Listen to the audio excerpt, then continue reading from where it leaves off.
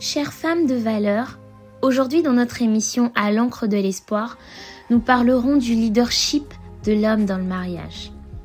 Et nous partagerons une histoire de couple. Denis et Amanda se sont rencontrés jeunes. Ils sont tombés amoureux et ont débuté une histoire d'amour, pendant qu'ils étaient encore étudiants. Plus tard, ils se sont mariés et l'homme a pu débuter une carrière professionnelle, pendant que sa femme, elle restait dans le foyer.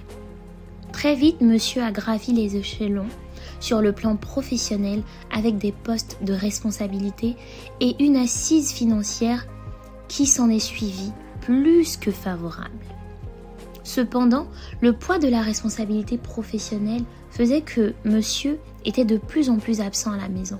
Il rentrait très tard et cela peinait également sa femme et ses enfants.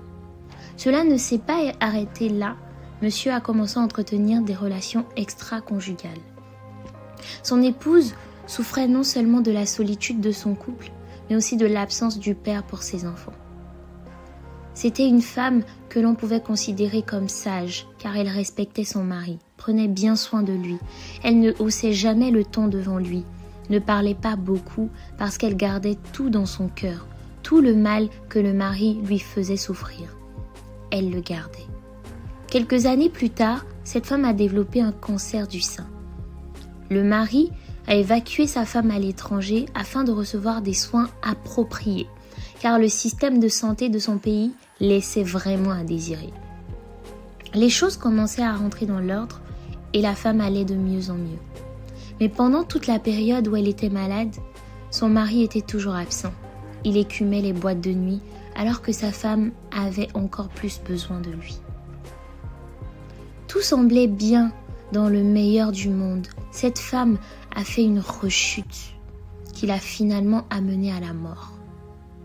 Quel choc énorme pour le mari qui ne pensait pas perdre sa femme aussitôt. Le mari réalisa la perte énorme que cela représentait pour lui. Il pleura sa femme de toutes ses larmes, son amour de jeunesse, la mère de ses enfants, son épouse.